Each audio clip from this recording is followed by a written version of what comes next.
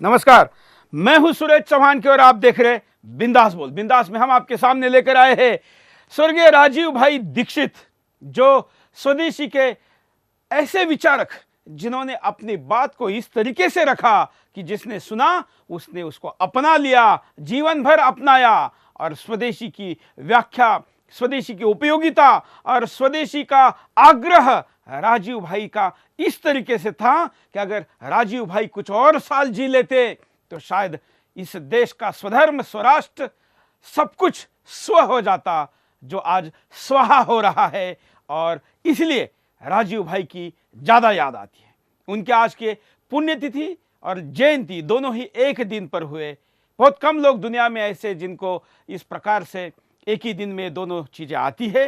राजीव दीक्षित जी की भी आई है। हम आज का दिन स्वदेशी दिवस के रूप में मनाते हैं और सुदर्शन पर विभिन्न जानकारी के साथ कई कार्यक्रम लेकर आते हैं। लेकिन इस साल मैंने तय किया कि हम एक बिंदास बोल करेंगे और कहेंगे कि क्या राजीव दीक्षित जी के इस स्वदेशी दिवस के बहाने देश को पूछेंगे कि क्या अब राजीव दीक्षित के विचारों की अर्थात स्वदेशी की हिंदुस्तान को अब तक जितनी नहीं थी उससे ज्यादा जरूरत है। क्या है आपका कहना? आप हमेशा की तरह फोन करके, स्काइप पर वीडियो कॉल करके या सोशल मीडिया पर अपनी प्रतिक्रिया देके आपकी बात हम तक पहुंचा सकते हैं। उस बात को विदाउट एडिट हम आपके सामने, करोड़ों दर्शकों के सामने लाइव दिखाएंगे।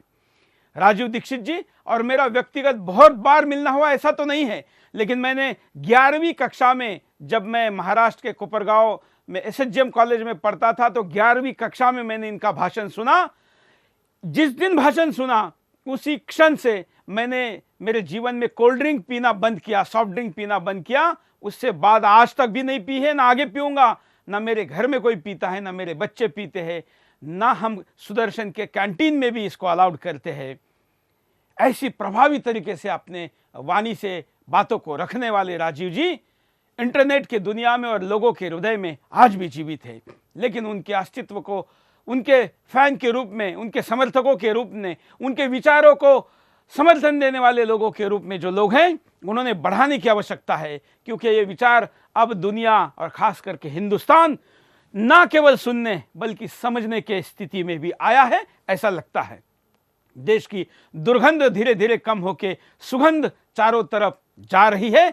ऐसे में इन विचारों का गंध भी अगर अच्छी तरीके से सुगंध के रूप में जाएगा तो निश्चित तौर पर इस विषय पर अच्छा प्रकाश और परिणाम हो सकता है। आइए पहले मुद्दे को देखते हैं।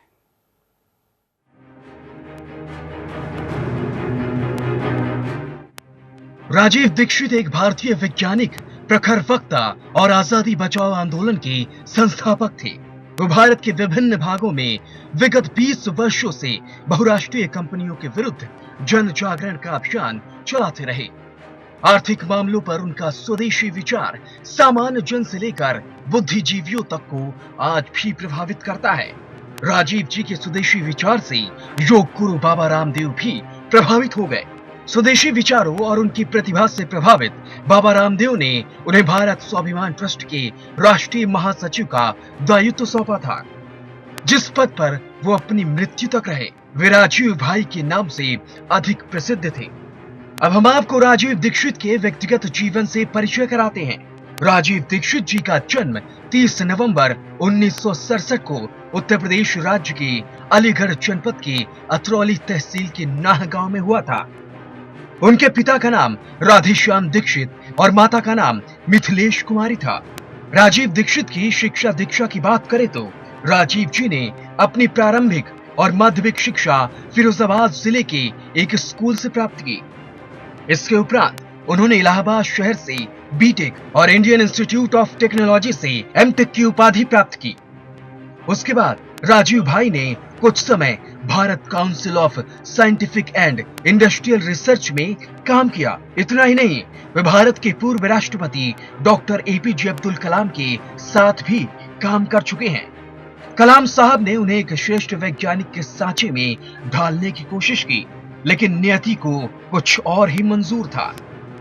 राजीव भाई ने जब बिस्मिल की आत्मकथा का अध्ययन किया तो अपना पूरा जीवन ही राष्ट्र सेवा में अर्पित कर दिया। राजीव भाई के अंदर देश प्रेम और राष्ट्र भावना कूट कूट कर भरी हुई थी। यही वजह है कि राजीव भाई इलाहाबाद के बीटेक इंस्टीट्यूट से ही आजादी बचाओ आंदोलन से जुड़ गए। साल 1999 में राजीव के स्वदेशी व्याख्यानों की कैसेट ने समूचे देश में धूम मचा दी थी। इतना ही नहीं, वे लगातार गांव-गांव, शहर-शहर घूमकर भारत के उत्थान और देश विरोधी ताकतों व भ्रष्टाचारियों को पराजित करने के लिए जन जागृति पैदा कर रहे थे। दीक्षित बिस्मिल की आत्मकथा से इतने अधिक प्रभावित थे कि उन्होंने बच्चन सिंह से आग्रह करके फांसी से पूर्व उपन्यास भी लिख डाला।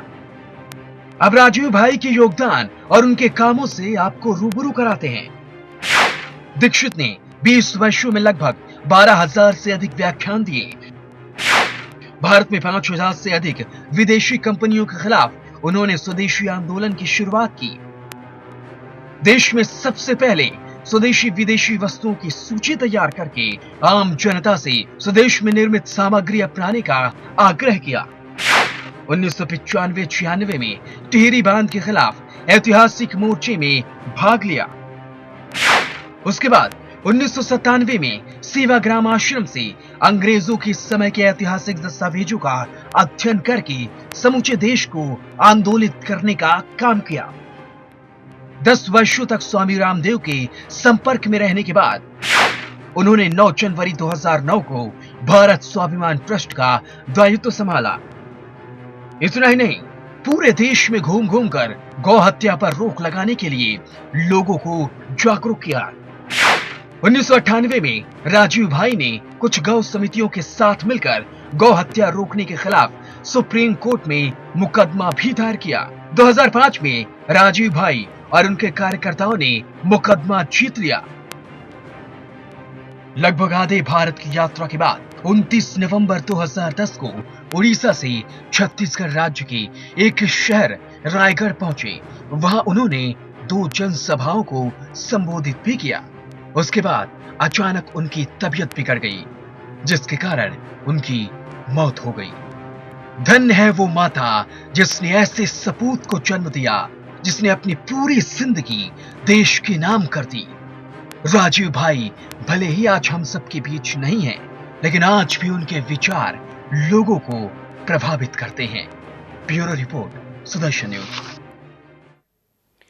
ऐसे राजीव दीक्षित जी जिनके बारे में जितना बताया जाए उनके लिए 1 घंटे का कार्यक्रम बहुत कम है, लेकिन हम आपके कॉल भी लेंगे, आपकी प्रतिक्रिया भी लेंगे। राजीव दीक्षित जी को आप कैसे समझते, जानते और बताना चाहते हैं, यह भी समझेंगे और साथ साथ में उनके भाषणों के कुछ बाइट भी चलाएंगे। पहले कॉलर के पास चलते हैं। जय हिंद। जय हिंद सर। बोलिए सर। मैं कहना चाहता हूं कि राजीव दीक्षित जी ने जो एक मूवमेंट स्टार्ट किया था, आजादी बचाओ आंदोलन, उसमें उन्होंने बहुत सारे चीजें की थी जो भारत को एक स्थान पर पहुंचा सके, और उन्होंने कई पुस्तकें भी लिखी है। उस पुस्तकों के नाम है स्वदेशी चिकित्सक, गौ माता, पंचायत चिकित्सक, गौवंश, और ऐसे कई उन्होंने स्पीचेस दिए जो अभी यहाँ पर सीडीओ में और MP3 में भी बिक रहे हैं। और एक चीज आपको बता दूं सर कि अमिताभ बच्चन को जब थम्सअप पीने से बीमारी आई थी, जब उनकी सेहत खराब हो गई थी, तब राजीव दीक्षित जी ने अमिताभ बच्चन से मुलाकात की और अमिताभ बच्चन जी ने उसका खुलासा किया था राजीव दीक्षित जी के सामने। फिर उस कंपनी ने अमिताभ बच्चन जी को कुछ पैसे खिला करके उनका मुंह बंद करा दिया था, लेकिन राजीव दीक्षित जी ने अपनी एक वीडियो फाइल में उन्होंने पूरा उसका खुलासा किया था कि किस तरह से उन्होंने अमिताभ बच्चन जी के साथ बात करके इस प्रोडक्ट्स को बदनाम किया था। और मैं कहना चाहूंगा कि सर, राजीव दीक्षित जी जब 2009 में बाबा रामदेव के साथ में इस आंदोलन में जुड़े थे कि काले धन को वापस लाएंगे, और चलिए धन्यवाद। आप भी कॉल कर सकते हैं, अपनी बात को रख सकते हैं। अगले कॉलर। जय हिंद। हेलो, बोलिए। सबसे पहले मैं सुदर्शन परिवार और सुरेश जी खास करके आपका धन्यवाद करना चाहूंगा। आप हर बार एक नया मुद्दा लेकर आते हैं, हर बार हमारे जीवन में कोई नई चीज लेकर आते हैं। सुरेश जी, मैं कहना चाहता हूँ राजीव दीक्षित का कहना बिल्कुल सही है कि स्वदेशी अपनाओ, विदेशी वस्त्रों का त्याग करो, क्योंकि ऐसा करने से हमारी सभ्यता की पहचान होती है और हमारी सभ्यता के साथ साथ हमारा देश की विकसित पहलू का भी पहचान हो जाता है सभी देशों के बीच में, और एक अलग यूनिकली चीज दिखाई देती है कि हाँ, हम भी कुछ हैं, हम किसी से कम नहीं है। धन्यवाद। धन्यवाद। हम आपको एक वीडियो दिखाते हैं। हम आपको कई वीडियो दिखाने का प्रयास करेंगे, आपके कॉल भी लेंगे, वीडियो कॉल भी लेंगे, कुछ स्लाइड भी स्क्रीन पर दिखाएंगे। मैं एक वीडियो दिखाया जा रहा हूं, ये देश के एक ऐसे राजनेता के बारे में है, खास करके एक ऐसे राजनीतिक जमात को ये प्रतिनिधित्व करते हैं जो हिंदुस्तान की उस छवि को बार बार याद करते हैं जो स्वाभिमान गिराती है, उस छवि को बार बार याद करते हैं जिसमें इनको पश्चिम कभी भी विकसित लगता है और भारत पिछड़ा।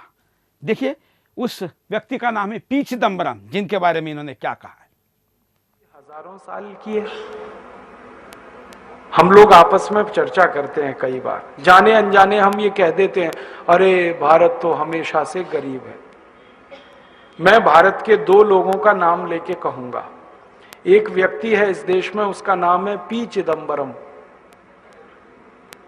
ये भारत में बहुत लंबे समय तक वित्त मंत्री रहा और इस व्यक्ति ने इंदौर नाम के शहर में मध्य प्रदेश में एक भाषण दिया था और मैं उस दिन वहां था। उस भाषण में सामने बैठा था मैं और चिदम्बरम मंच से बोल रहा था। कार्यक्रम क्या था? नई दुनिया नाम का एक अखबार निकलता है इंदौर से। नई दुनिया अखबार ने एक किताब प्रकाशित की थी, पुस्तक का प्रकाशन किया था, उसका विमोचन करने के लिए चिदम्बरम आया था। तो भाषण दिया उसने, और क्या भाषण दिया! भारत हजारों साल से गरीब देश रहा है। यहीं से भाषण शुरू किया, अंग्रेजी में। अच्छा था कि वो अंग्रेजी में बोल रहा था, ज्यादा लोग समझ नहीं रहे थे। हाँ, उसने शुरू किया, भारत हजारों साल से गरीब देश रहा, भारत हजारों साल से मुफलिसी का शिकार रहा। ऐसे ऐसे उसने कहना शुरू किया। फिर बीच में कहने लगा, ये तो भला हो अंग्रेजों का जो वो भारत में आए और उन्होंने भारत को थोड़ा बेहतर बना दिया, वरना हम तो अंधेरे में डूबे हुए थे। हमको तो कोई ज्ञान नहीं था, कोई प्रकाश नहीं था। इस देश में तो भयंकर गरीबी ही गरीबी थी। और ये जब वो भाषण दे रहा था तो बार बार पंडित नेहरू को कोट कर रहा था।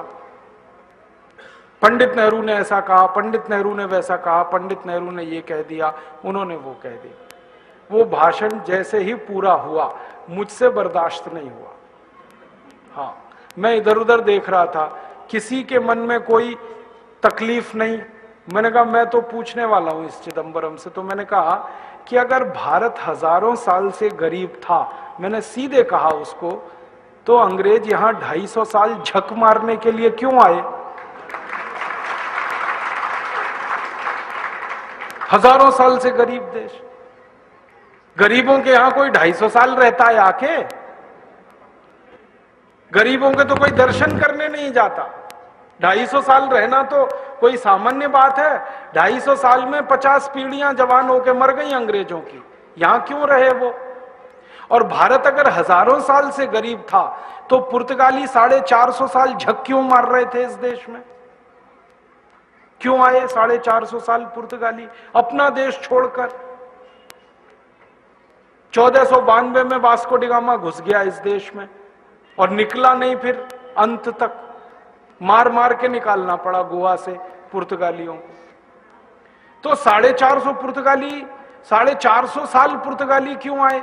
250 साल अंग्रेज क्यों रहे? और भारत अगर हजारों साल से गरीब था तो ये मुगल क्यों आए झक मारने के लिए यहां 300 साल? बाबर क्यों आया? उसने सल्तनत क्यों बनाई? गरीबों के देश में जाके कोई राज्य स्थापित करता है क्या? और इतना ही क्यों, मोहम्मद बिन कासिम क्यों आया इस देश में 7वीं शताब्दी में जब हम हजारों साल से गरीब थे? महमूद गजनवी क्यों आया सोमनाथ का मंदिर लूटने के लिए जब हम हजारों साल से गरीब थे?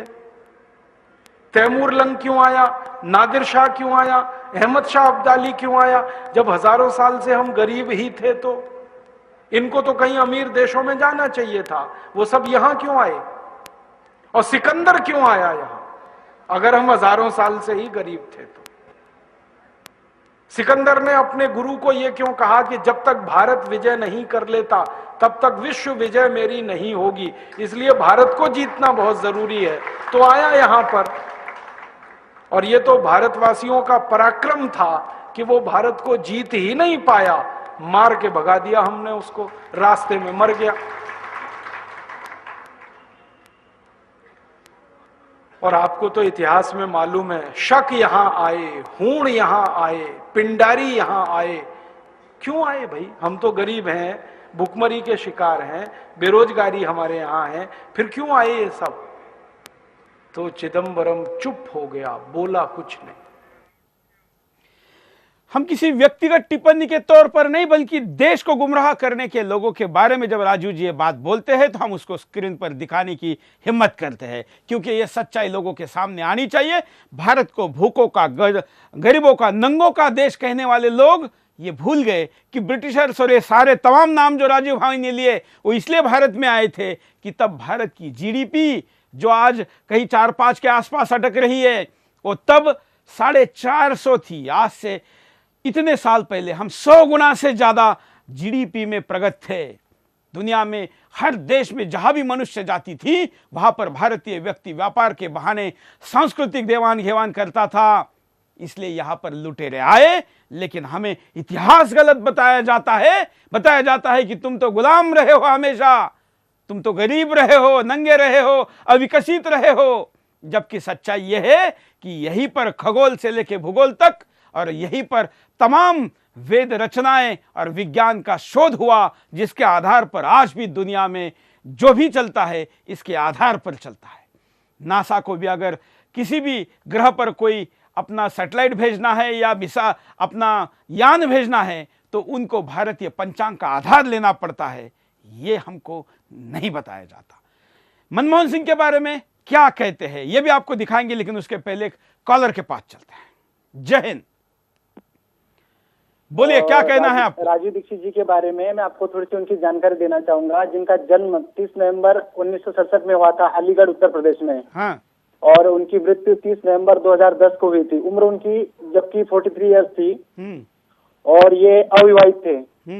इनका कार्य, एक ये भारतीय वैज्ञानिक थे, प्रखर वक्ता थे और आजादी बचाओ आंदोलन के एक संस्थापक थे। इन्होंने भारत के विभिन्न भागों में विगत 20 वर्षों से बहुराष्ट्रीय कंपनियों के विरुद्ध में जन जागरण का अभियान चलाते थे। और आर्थिक मामलों पर उनका स्वदेशी विचार सामान्य जन से लेकर बुद्धिजीवियों तक को आज भी प्रभावित करता था। जैसे कि रामदेव बाबा है, उनकी प्रतिभा से प्रभावित होकर उन्हें भारत स्वाभिमान ट्रस्ट के राष्ट्रीय महासचिव का दायित्व सौंप दिया था उन्होंने। ऐसे अनेक उनका कार्य रहता है, कार्यशैली बहुत है उनकी, क्योंकि आप मैं बोलना चाहूंगा तो बोल भी नहीं पाऊंगा, इतना जीवन चरित्र उनका मेरे सामने है और मैंने खुद उनका जीवन चरित्र पढ़ा भी है। बिल्कुल, धन्यवाद। इनके जीवन चरित्र को पढ़ने के साथ साथ अगर अपनाएंगे और सारा हिंदुस्तान अपनाएगा तो भारत दोबारा विश्व गुरु बनने से कोई रोक नहीं पाएगा। मनमोहन सिंह के बारे में इनके विचार सुन लेते हैं। मनमोहन सिंह जब भारत के वित्त मंत्री बने और थोड़े दिन बाद फिर प्रधानमंत्री बन गए। पहली बार जब ये प्रधानमंत्री बने तो ऑक्सफोर्ड गए थे। अटल जी के बाद इन्हीं का नंबर आया ना, तो ये गए ऑक्सफोर्ड। वहां पर एक सम्मान समारोह हुआ डॉक्टर मनमोहन सिंह का, उसमें इनको डी लिट की उपाधि दी गई। तो सम्मान समारोह में इन्होंने एक भाषण दिया 40 मिनट, वो रिकॉर्डेड है हमारे पास। उसमें उन्होंने यही गाना गाया, भारत हजारों साल से गरीब देश है। ये तो अंग्रेज थे जो भारत में आए और उन्होंने भारत को थोड़ा सभ्य बनाया। हम अंग्रेजों के बहुत आभारी हैं जिन्होंने आकर भारत को तकनीकी सिखाई। हम अंग्रेजों के बहुत आभारी हैं जिन्होंने भारत में विज्ञान लाया। हम अंग्रेजों के बहुत आभारी हैं जिन्होंने भारत में उद्योग लाए। हम अंग्रेज, ये बोला उन्होंने 40 मिनट।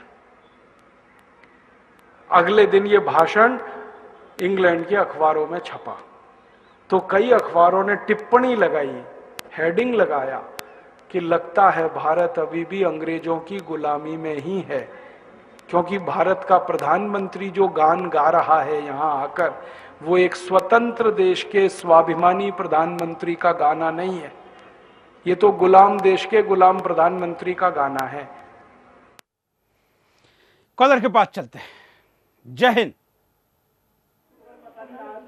बोलिए क्या कहना है? जय हिंद सुरेश जी, अनिल बोल रहा हूँ नरेला से। हाँ, बिल्कुल जिस तरह से यहाँ पर वो क्रांति लाई थी स्वदेशी के लिए और पूरे देश में जिस तरह से एक अलग सा ही माहौल बना था कि विदेशी कंपनियों के खिलाफ, तो कहीं ना कहीं अब हम लोगों को भी इस पर ध्यान देना चाहिए कि स्वदेशी चीज ज्यादा से ज्यादा अपनाएं। और एक बहुत बड़ी समस्या अब देश में जिस तरह से चल रही है, वेस्टर्न कल्चर के साथ साथ वेस्टर्न फूड जो है, वो जंक फूड जिस तरह से हमारे बच्चों के साथ साथ हावी हो रहा है, जिस तरह से अगर जंक फूड जिस तरह से हमारे बच्चे आजकल खा रहे हैं, उससे ना सिर्फ बीमारियां इतनी पनप रही है, तो कहीं ना कहीं इससे भी हमको परहेज करना पड़ेगा। और कहीं ना कहीं स्वदेशी चीज जिस तरह से भारत में अलग ही यहाँ पर बने, और स्वदेशी चीजों को यहाँ पर हमें अपनाना पड़ेगा। धन्यवाद। अगले कॉलर के पास चलते हैं, आप भी कॉल कर सकते हैं। जय हिंद।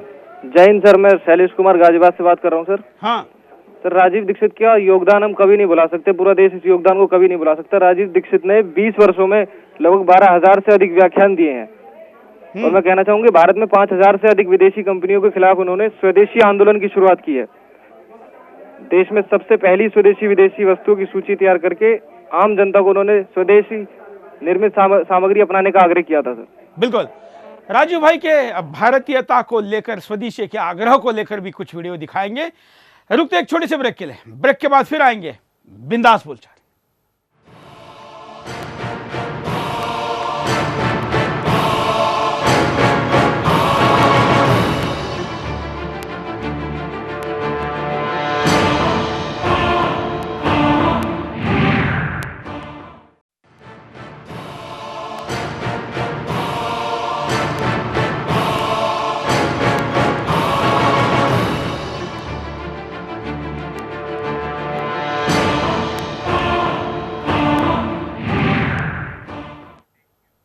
ब्रेक के बाद आपका एक बार फिर से स्वागत है। आप देख रहे हैं बिंदास बोल, और बिंदास में हम आपके सामने मुद्दा लेकर आए भारत के स्वदेशी का, स्वराष्ट्र, स्वधर्म और स्वदेशी के आग्रह के बगैर कोई राष्ट्र स्व बल पे खड़ा नहीं हो सकता।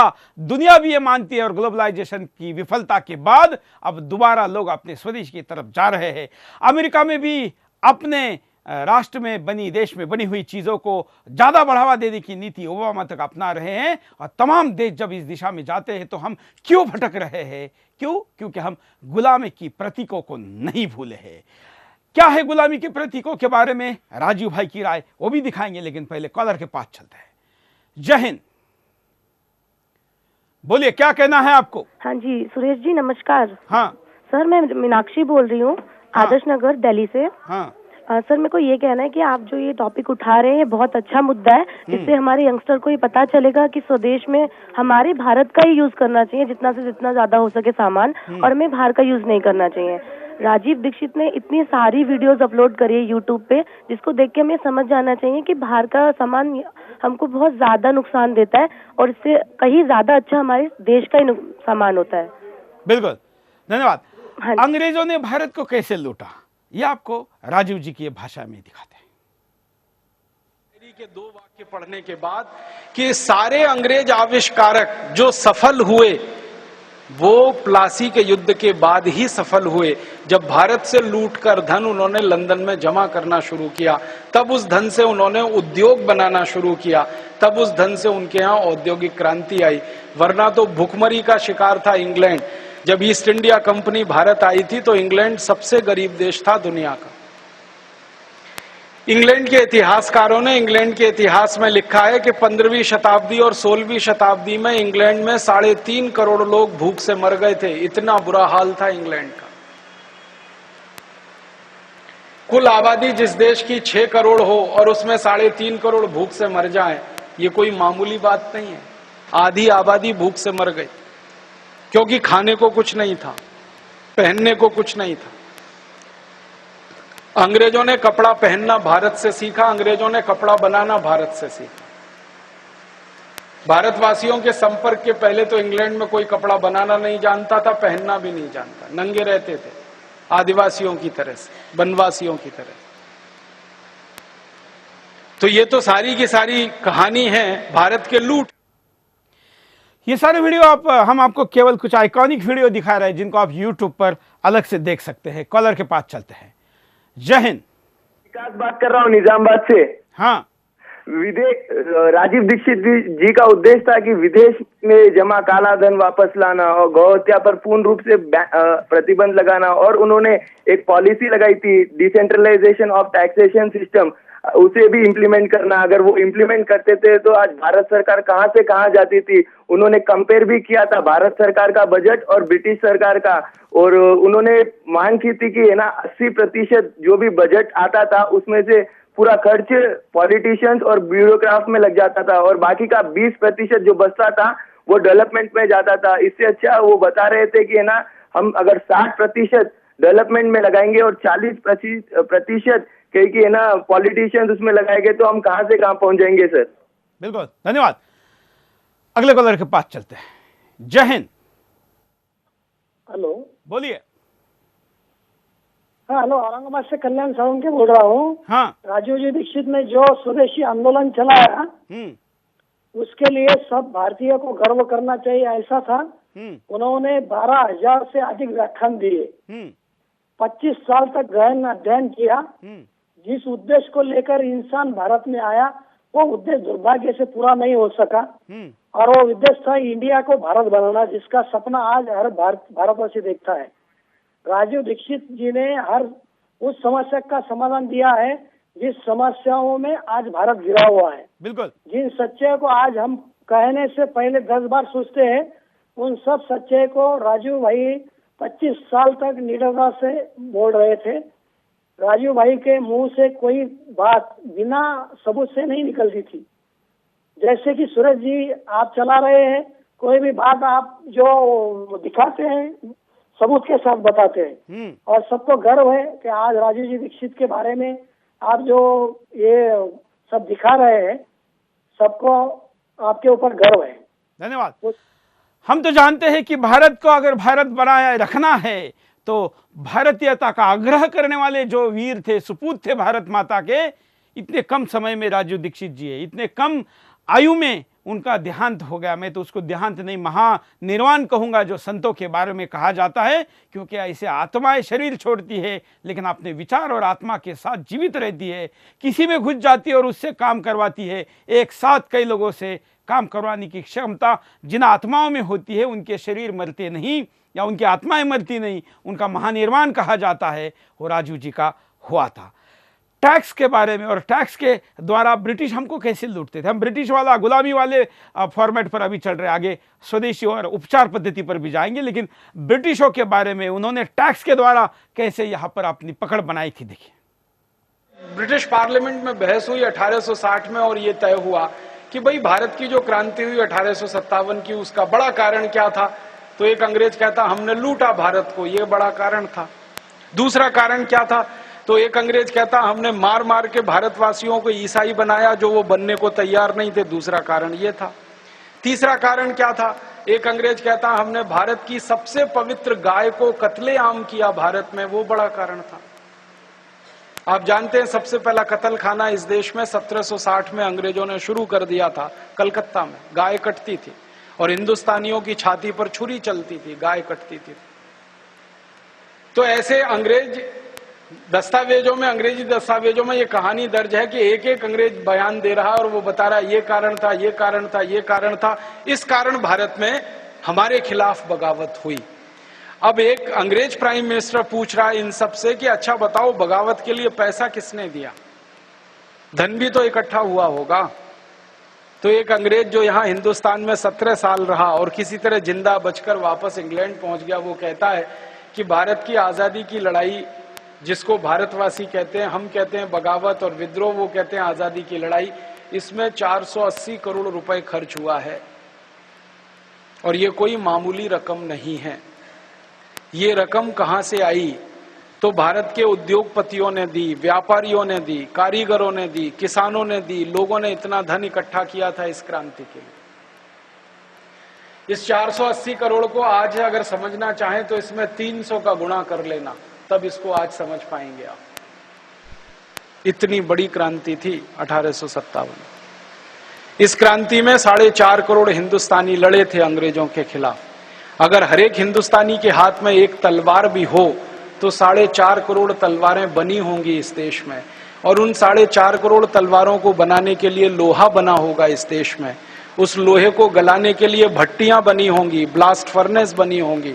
कितने करोड़ लोगों ने कितने करोड़ मीट्रिक टन लोहा गलाया होगा। उन लोहों से तलवारें बनी होंगी, बंदूकें बनी होंगी, छुरे बने होंगे, हंसिये बने होंगे, हथौड़े बने होंगे, क्योंकि भारतवासी तो इन्हीं से लड़े थे। माने कोई सामान्य नहीं थी ये क्रांति, बहुत बड़ी थी, बहुत व्यापक थी, और एक साथ 350 स्थानों पर हुई थी, एक दो स्थान पर नहीं। तो ब्रिटिश पार्लियामेंट में ये सारी बहस हो रही है, तो प्राइम मिनिस्टर पूछ रहा पैसे किसने दिए, तो उद्योगपति, व्यापारी, किसान, कारीगरों ने दिए। तो प्राइम मिनिस्टर कहता है कि अब आगे से इस देश में शासन चलाना है तो एक व्यवस्था करो कि दोबारा कभी भारत के लोग क्रांतिकारियों को पैसे दे ना सकें, उनके हाथ में पैसे छोड़ो ही मत, ले लो, सब छीन लो उनसे। तो कैसे छीनोगे? टैक्स लगा के छीनो। इसलिए इस देश में इनकम टैक्स आया। इनकम टैक्स इसलिए नहीं आया कि देश में सरकार चलानी थी अंग्रेजों को और उसके लिए धन की जरूरत थी। इनकम टैक्स इसलिए लाया गया कि भारत के नागरिकों के पास पैसे इतने बचे ही नहीं जो वो क्रांतिकारियों को दान में दे सकें, वो सारे पैसे अंग्रेज छीन कर अपने पास रखें, इसके लिए इनकम टैक्स आया। और इनकम टैक्स जब लगाया अंग्रेजों ने तो उसकी लिमिट जानते हैं क्या थी? 97%। माने 100 रुपए आप कमा रहे हैं तो 97 रुपए अंग्रेजों को दे दीजिए। और ये कहानी पूरी तब समझ में आएगी जब और एक जानकारी मैं आपको दूं। ब्रिटिश पार्लियामेंट में बहस हो रही थी और बात चल रही थी कि खाली इनकम टैक्स लगाना है या दूसरे टैक्स भी लगाने हैं। तो बात हुई कि भारत के उद्योगपति और व्यापारी कोई भी सामान बनाए तो बनाने पे ही पहले उनसे टैक्स ले लो। उसको उन्होंने एक्साइज ड्यूटी नाम दे दिया। आप सामान बनाएं और बेचने के लिए जाएं तो बेचने पर उनसे टैक्स ले लो, उसको सेल्स टैक्स नाम दे दिया। फिर बेचकर मुनाफा कमाएं तो मुनाफे पर टैक्स ले लो, उसको इनकम टैक्स नाम दे दिया। सामान को बेचने के लिए एक गांव से दूसरे गांव जाएं तो रोड टैक्स ले लो और टोल टैक्स ले लो।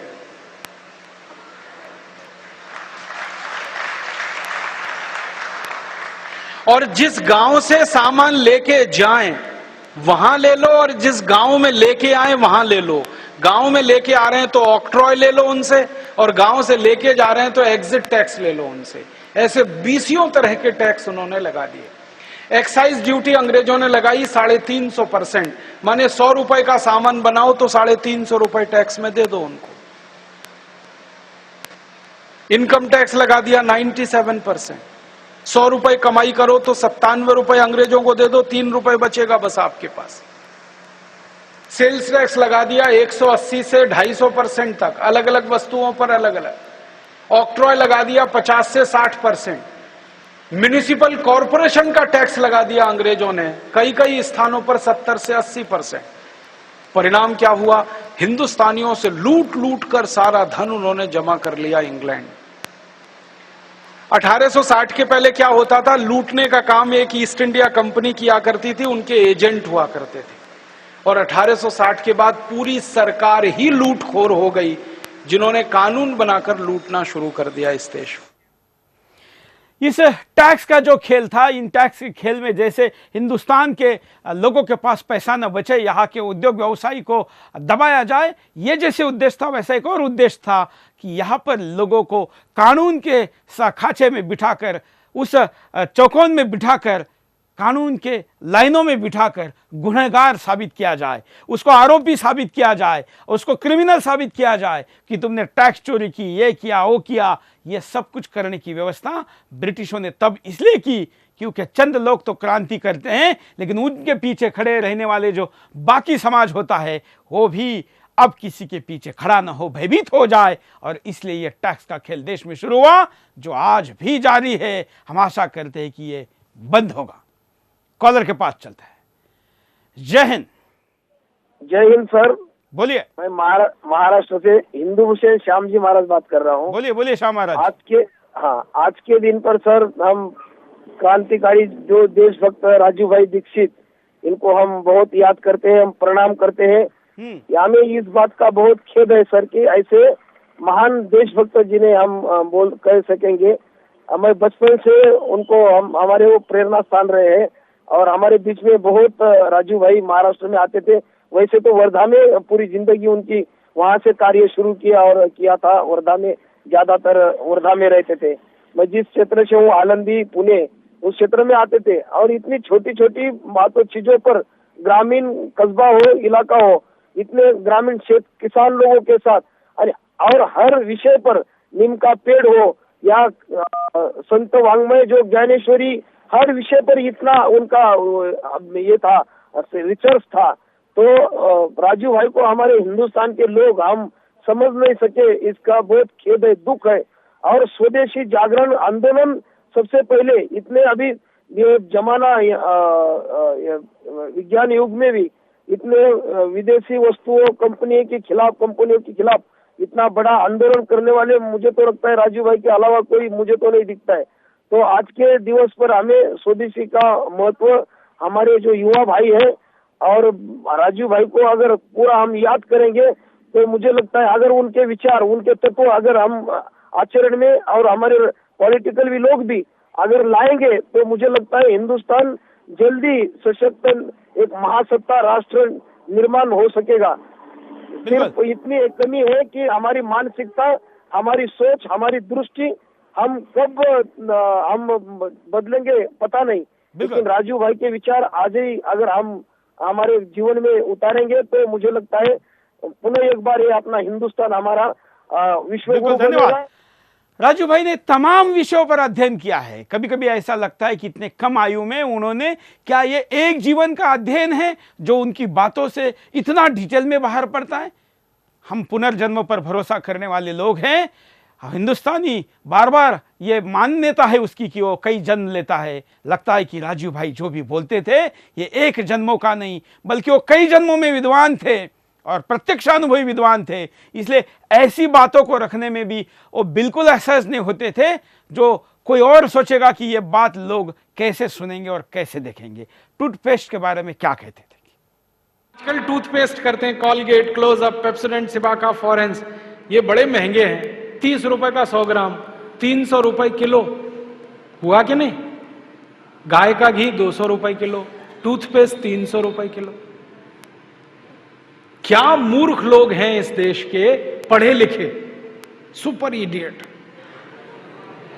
वो क्या करते हैं, 200 रुपए किलो गाय का घी नहीं खाते और 300 रुपए किलो का पेस्ट रगड़ के दांतों पे थूकते हैं। वो कहते हैं हम बड़े स्मार्ट हैं। मैं उनसे कहता हूं और स्मार्ट बनो। क्या कहते हैं, क्या करें? मैं कहता हूं ये 300 रुपए किलो का पेस्ट इसको थूकते क्यों? इसी को रोटी पे लगा लगा के खा लो, गाय के घी से तो महंगा है। कितना फालतू खर्चा कर रहे हैं। 300 रुपए किलो का पेस्ट। मैंने एक दिन हिसाब निकाला था, एक आदमी रोज जो ब्रश करता है ना सवेरे का, तो एक बार के ब्रश में 1.5 से 2 ग्राम टूथपेस्ट इस्तेमाल होता है। अगर वो आदमी 60 साल तक, अपनी जिंदगी के 60 साल तक ब्रश करता रहे तो एक आदमी का टूथपेस्ट का खर्चा 1,40,000 रुपए आता है 60 साल तक। एक पेस्ट आता है 100 ग्राम 30 रुपए का। जिंदगी में वो जितने पेस्ट इस्तेमाल करेगा 60 साल में, उसका हिसाब जोड़ा 1,40,000 के आसपास खर्चा। क्या फालतू खर्चा है, बंद करो ये, इसकी कोई जरूरत नहीं है। ब्रश को पेस्ट लगा के रगड़ने की कोई जरूरत नहीं है। फोकट का काम करो, दातुन करो, दातुन। नीम की दातुन, बबूल की दातुन, पाकड़ की दातुन, करंज की दातुन, अमरूद की भी दातुन होती है, आम की भी दातुन होती है, बबूल की दातुन। 12 तरह के पेड़ हैं, उनकी दातुन करो। Tax free, cost free, side effect कुछ नहीं है, एक्सपायरी डेट कुछ नहीं है। फोकट में मिलती है कि नहीं? एक एक दातुन तोड़ लो और दातुन तोड़ के 7 दिन तक चलाओ उसको। मैं तो एक दातुन 7 दिन कर लेता हूं। कैसे? दातुन किया, चबाया, आगे का हिस्सा काट दिया, फिर पानी में डाल के रखा, दूसरे दिन फिर कर लिया, ऐसे 7 दिन चलती है। एक बार क्या हुआ, एक IIT का लड़का मुझे पूछता है, बहुत इंटेलिजेंट होते हैं IIT वाले, मैं भाषण दे रहा था, कहने लगा क्या मूर्खता की काम करते हैं आप, एक दातुन को 7 दिन करते हैं। मैंने कहा भाई तू ये बता एक टूथब्रश को कितने दिन करता है? उसने कहा मैं तो साल भर तक करता हूं। मैंने कहा तू महामूर्ख है, मैं तो 7 दिन में बदल देता हूं, तू साल भर एक ही ब्रश को रगड़ता रहता। बंद करो ये ब्रश। और ये ब्रश की मुश्किल पता है क्या है? टूथब्रश होता है ना प्लास्टिक के, उसमें ब्रसल्स होते हैं, उनको जब हम रगड़ते हैं ना तो मसूड़ों पर उसका घर्षण होता है, मसूड़े सब छिल जाते हैं, कमजोर हो जाते हैं। जिनके मसूड़े कमजोर होते हैं उनके दांत कमजोर हो जाते हैं, जिनके दांत कमजोर हैं उनकी जिंदगी में कोई आनंद नहीं है। दूसरी समस्या क्या है?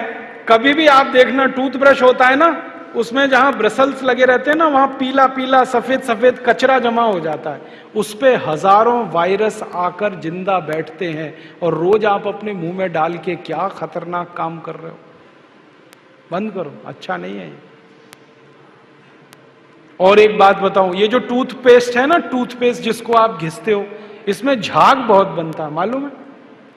झाग तो वॉशिंग पाउडर में भी बनता है।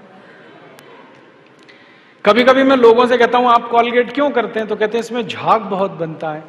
तो झाग तो शेविंग क्रीम में भी बनता है, शेविंग क्रीम क्यों नहीं रगड़ते?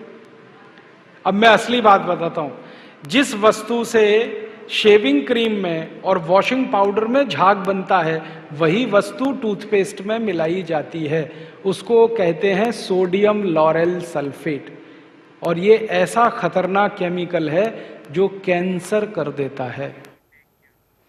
भारत में होने वाले कई कैंसर्स के पीछे टूथपेस्ट है, ये आप देखेंगे। और जो बोल रहे हैं आप कहेंगे कि किस जमाने की बात कर रहे हैं दातून करने की, ये कोई आम इंसान नहीं है, ये खुद एक अति उच्च शिक्षित व्यक्ति है जो इन बातों को कहते हैं। और ये भी सच्चाई है कि दातून जब थे तब दांत के डॉक्टर और बीमारियां जितनी थी, ब्रश आने के बाद उससे कई हजार गुना बड़ी है, ये भी सच्चाई है। कॉलर के पास चलता है। जय हिंद। नमस्कार सर, मैं प्रतीति श्रीवास्तव बोल रही हूँ, बोलिए। लाजपत नगर से। हाँ। मैं आपका धन्यवाद करना चाहूंगी, आपने राजीव दीक्षित जैसे बड़े महानायक का आपने मुद्दा उठाया है। और मैं ये कहना चाहती हूँ कि राजीव दीक्षित जो थे उन्होंने गौ हत्या पर रोक लगाने के लिए पूरे देश में घूम घूम कर प्रचार किया था और लोगों को जागरूक भी किया था। और इनकी गौ हत्या पर रोक लगाने के लिए राजीव दीक्षित ने 1998 में मुकदमा दर्ज कराया था, जो कि वो 2005 में जीत भी गए थे। तो मैं बहुत बहुत धन्यवाद करना चाहूंगी आपका कि आपने राजीव दीक्षित जैसे बड़े महानायक का मुद्दा उठाया। धन्यवाद। धन्यवाद। आपको राजीव जी का एक और वीडियो दिखाते हैं कि क्या कहते हैं, देखिए। 3000 साल पहले भारत के एक महान व्यक्ति बाघभट्ट ने ये कह दिया कि भोजन में ऐसी चीज बिल्कुल मत खाइए जो प्राकृतिक शक्कर को भोजन में अवशोषित करने में रास्ते में रुकावट बने। ये 3500 साल बाद हम देख रहे हैं, हमारी आंखों के सामने सिद्ध हो रहा है। तो आपके स्वयं पाक घर में किसी एक वस्तु से घृणा करनी हो आपको, तो वो यही है, चीनी से घृणा करिए, शुगर से घृणा करिए। इतनी घृणा करिए जितनी आप अपने दुश्मन से भी नहीं करते। माने मेरी अगर आपको विनती स्वीकार करनी हो तो अपने स्वयं पाक घर से इस चीनी को निकाल बाहर करें, मत लाइए। तो आप बोलेंगे फिर क्या खाएं? गुड़ खाइए। तो आप कहेंगे गुड़ और चीनी में अंतर है, बहुत बड़ा अंतर है। चीनी बनती है 23 जहर मिलाने के बाद, 23 जहर मिलते हैं ऊस के रस में, तब चीनी बनती है। और वो चीनी के साथ 23 जहर भी शरीर में रहते हैं। और गुड़ अकेला एक ऐसा है जो बिना किसी जहर के सीधे सीधे बनता है।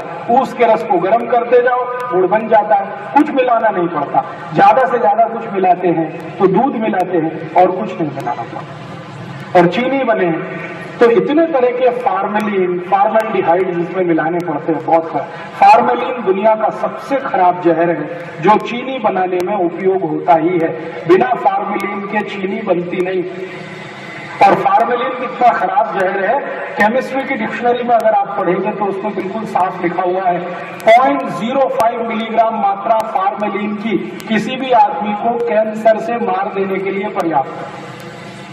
0.5 मिलीग्राम। और अगर आपने 1 किलो चीनी खा ली तो 0.5 मिलीग्राम फार्मेलिन तो आने वाला है, 1 किलो चीनी। इसलिए चीनी मत खाइए, गुड़ खाइए। आप कहेंगे जी गुड़ मिलता नहीं है, डिमांड करिए, मिलने लगेगा। अर्थशास्त्र का एक सिद्धांत है कि मांग करो तो सप्लाई आएगी, डिमांड करो तो सप्लाई आएगी। तो गुड़ खाइए। गुड़ से भी अच्छी एक चीज है जो आप खा सकते हैं, वो है काकवी। काकवी आपने देखी? काकवी गुड़ से भी अच्छी। गुड़ तो अच्छा है ही, लेकिन गुड़ से भी अच्छी अगर कोई चीज है तो वो है काकवी। काकवी को बाटली में भर के 1 साल 2 साल आराम से रख सकते हैं, खराब नहीं होती। और गुड़ जिस भाव का है लगभग उसी भाव में मिल जाती है। तो या तो काकवी खाइए, नहीं तो गुड़ खाइए। काकवी मिले तो आप समझ लीजिए राजा है, नहीं मिले तो गुड़ मिल रहा है तो राजा से छोटे राजा। बस इतना ही। काकवी का मतलब क्या है? काकवी का मतलब ऊस के रस को जब हम गर्म करना शुरू करते हैं तो गर्म करने के करते करते करते करते गुड़ बनने से पहले और उसका रस गर्म होने के बाद एक ऐसा लिक्विड बनता है, वो काकवी कहलाता है। संयोग की बात है कि आज मैं एक मेडिकल जर्नल पढ़ रहा था जिसमें विदेश से रिसर्च में यह कहा गया है कि भारतीय गुड़ जो है, जो केमिकल रहित गुड़ होता है, ये स्वास्थ्य के लिए सबसे अच्छा है। कॉलर के पास चलता है। जय हिंद सर, नमस्कार। बोलिए सर, मैं मनोज बोल रहा हूँ रोहतक से। हाँ सर, जिस तरह के आपने ये कार्यक्रम चलाया है बहुत बढ़िया किया है सर। और मैं राजीव दीक्षित जी के बारे में बताना चाहूंगा। उन्होंने जो स्वदेशी आंदोलन चलाया था और उसका असर कहीं ना कहीं आज देश के ऊपर देखने को मिल भी रहा है हमें। ज्यादातर लोग स्वदेशी वस्तुओं का प्रयोग करने लगे हैं और उनका कहीं ना कहीं अपने लिए बेनिफिट भी होता है। और उन्होंने जिस तरह से जैसे शराब है, लोग शराब पीते हैं या धूम्रपान करते हैं, उसका भी आयुर्वेदिक और होम्योपैथिक फॉर्मूला बताया था और उससे कहीं ना कहीं उससे इम्प्रूवमेंट होता है सर। बिल्कुल, वो भी हम दिखाएंगे। अब दिखाते हैं आपको रोजगार के साथ कपास को जोड़कर क्या कहते हैं। राजू, भारत में 2 लाख से ज़्यादा गांव हैं जहां कपास पैदा होता है। जहां कपास पैदा होता है वहां सूत बन सकता है, जहां सूत बन सकता है वहां खादी वस्त्र बन सकता है। तो खादी वस्त्र निर्माण का उद्योग हर देश के, माने भारत देश के 2 लाख गांव में चल सकता है। और उनमें जो खादी बनेगी वो सब हम भारतवासी खरीद कर उसका उपयोग कर सकते हैं। अभी भारत में 1% लोग खादी खरीदते हैं। अगर 100% लोग खादी खरीदें तो 2 लाख गांवों में बनने वाली सारी खादी बिक जाएगी और 15 करोड़ भारतवासियों को उससे रोजगार मिल जाएगा। आप बोलेंगे हम खादी क्यों खरीदें?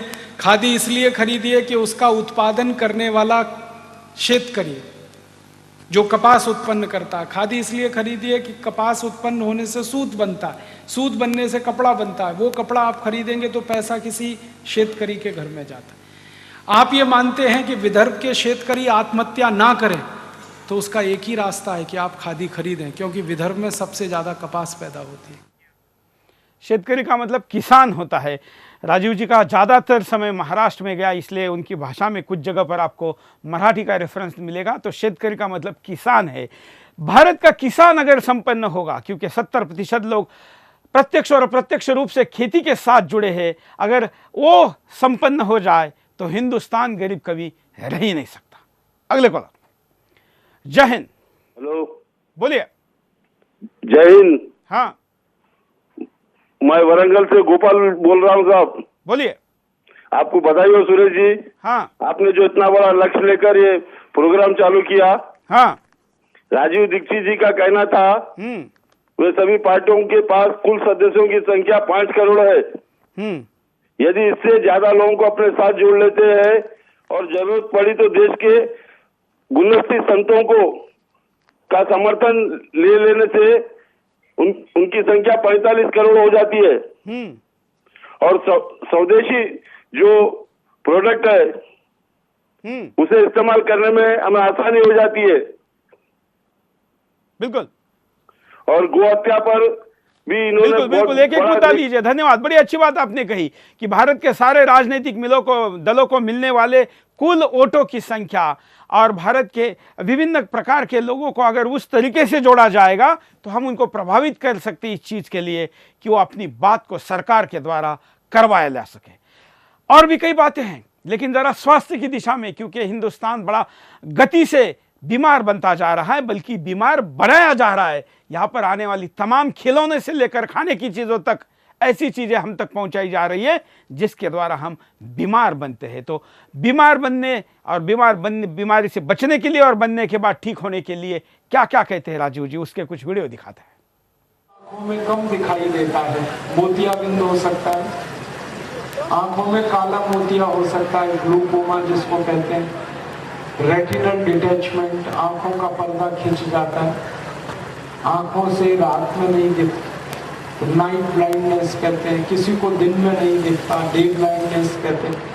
ऐसी आंखों की जितनी बीमारियां आप जानते हैं, सबकी ताजा गाय का मूत्र एक एक बूंद आंख में डालो। सवेरे सवेरे गाय जो पहला मूत्र देती है ना, वो वाला एक एक बूंद आंख में डालो, बहुत अच्छे से आंखें ठीक होती हैं। और ऐसी कई आंखों की बीमारी ठीक होती है जो कभी ठीक होती नहीं, जैसे रेटिनल डिटैचमेंट एक बीमारी है, ये जल्दी ठीक नहीं होती, करोड़ों रुपए खर्च करो तो भी ठीक नहीं होती, लेकिन गाय के मूत्र से बिल्कुल ठीक हो जाए। वो जो ड्रॉपर आता है ना, वो ड्रॉपर से गाय मूत्र भर के एक एक बूंद आंख में डालो, बहुत अच्छा है। और यही गोमूत्र जो है ना, कान में डालो, कान की बीमारी ठीक कर देता है। जैसे कान में किसी को सुनाई कम देता है तो उसको कहो गोमूत्र डाले। किसी किसी को कान में हर समय आवाज आती रहती है, ऐसे हम ऐसे आवाज आती है, वो हमिंग साउंड की बहुत अच्छी दवा है गोमूत्र, कान में डालो ठीक। कान में जितना दर्द होता है, बहुत तेज दर्द होता है, एक बूंद गोमूत्र डालो, 1 मिनट में ही दर्द बंद हो जाए, ताजा ताजा। हाँ। कान में किसी के मवाद निकलता है, कई बार हमने देखा छोटे बच्चे के कान बहते रहते हैं, गोमूत्र डालो बिल्कुल बंद हो जाता है कान का। बहुत अच्छी दवा है ये गोमूत्र। बस सावधानी इतनी ही रखनी है कि जिस गाय का मूत्र लेंगे वो गर्भवती नहीं होनी चाहिए और देशी गाय खाएं। साबुन के बारे में भी जरा सुन लीजिए। साबुन आता है Lux, Lifebuoy, Liril, Rexona, Pears, Camay, Palmolive, Johnson and Johnson वगैरह वगैरह। ये सब साबुन क्यों खरीदते हैं? एक बार मैंने एक भाई से पूछा कि लक्स से क्यों नहाते हो? कहने लगा माधुरी दीक्षित कहती है। एक दूसरे से पूछा कि तुम क्यों लगाते हो? कि हेमा मालिनी कहती है। तो कभी माधुरी दीक्षित और हेमा मालिनी कुएं में गिरेंगे तो हम भी गिरेंगे? ये बेवकूफी मत करिए। और मैं शायद आपको मालूम नहीं है कि माधुरी दीक्षित की या हेमा मालिनी या कोई भी फिल्मी हीरोइन लक्स से नहीं नहाती, साबुन से नहीं नहाती। तो आप पूछेंगे मुझको कैसे मालूम?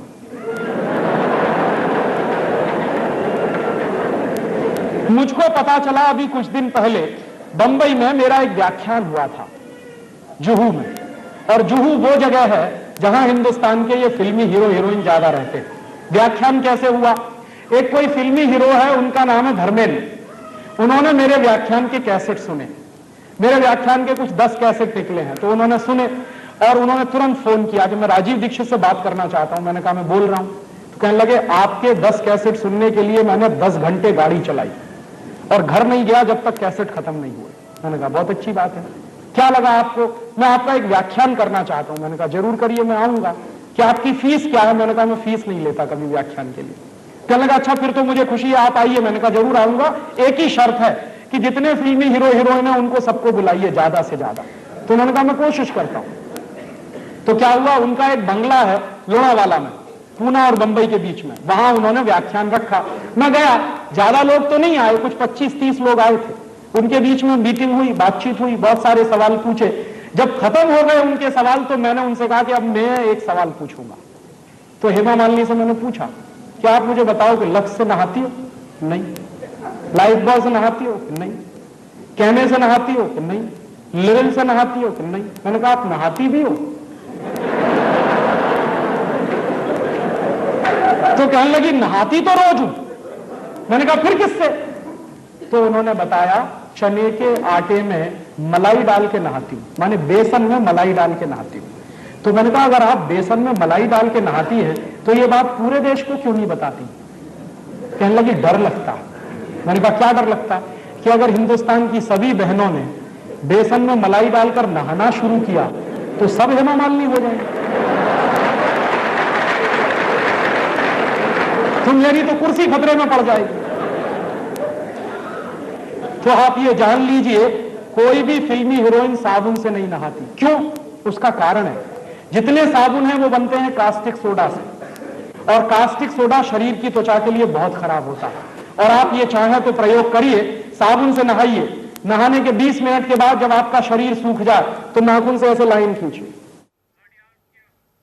हालांकि भारत में जो साबुन हम लोगों के लिए आते हैं वो तो अमेरिका और यूरोप के कुत्तों को भी उससे अच्छे केमिकल के साबुन दिए जाते हैं, लेकिन यहाँ पर वो स्टैंडर्ड अपनाया नहीं जाता, और जिससे कि कई बीमारियां त्वचा की साबुन से होने की भी बात आपको डॉक्टर कहेंगे।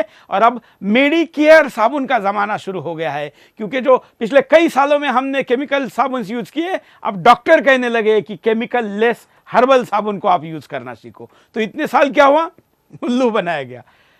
पेट की बीमारी के बारे में क्या कहते हैं भी देखते हैं। जैसे पेट खराब है, दस्त हो गए, बार बार आपको टॉयलेट जाना पड़ता है, तो इसकी सबसे अच्छी दवा जीरा।